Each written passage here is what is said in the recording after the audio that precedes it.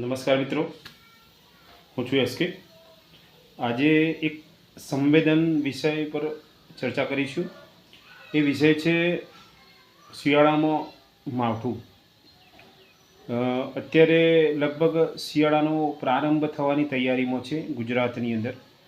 આપણે ફૂલ ગુલાબી ઠંડી માણવાની બધા રાહ જોઈ રહ્યા છે, પણ અચાનક કુદરતે ગુજરાતના ઘણા ખરા ભાગોમાં વધુ વરસાદ સાથે માવઠું કરી દીધું છે. એટલે આ કુદરતી વસ્તુ છે, એમાં આપણે કશું કરી શકતા નથી.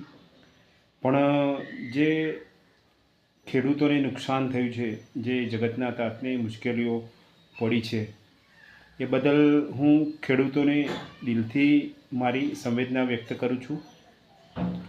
અને પ્રશાસન અને સરકારશ્રીને એટલું જ કહીશ કે બને તેટલું જલ્દી એમને એમના પાકની નુકસાનીનો મુઆવજો મળે. અને આ મારો વિડીયો આખા ગુજરાતમાં શેર થાય અને જે પણ ખેડૂતોને નુકસાન થયું છે એ બધાને ગભરાવાની જરૂર નથી. તમારી સાથે તમારા કુટુંબીઓ, મિત્રો અને જે પણ તમે ઈષ્ટદેવને માનતા હોય તમારી સાથે જ છે. ગુજરાતના 6 કરોડ જનતા પણ તમારી સાથે છે. સરકાર પણ તમારું ધ્યાન આપશે એવી મારી નમ્ર અપીલ છે. તો ગુજરાતના તાતને ગભરાવાની જરૂર નથી, કારણ કે તે આખા ગુજરાત અને આખા વિશ્વને અનાજ પૂરું પાડવાની ક્ષમતા ધરાવે છે. તો મારા વહાલા ખેડૂત મિત્રો, જે પણ નુકસાની થઈ છે એ લગભગ પૂર્વી અશક્ય હોય છે, પણ આ કુદરતનો કહેર છે. તો હું એટલું જ કહીશ કે તમે બધા નિરાશ ના થતા. સરકારશ્રી અને પ્રશાસન જરૂર ધ્યાન દોરશે.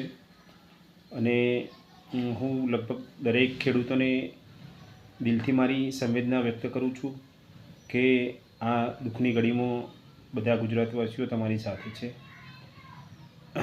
તો દિલથી એટલું જ કહીશ કે બધાને મારા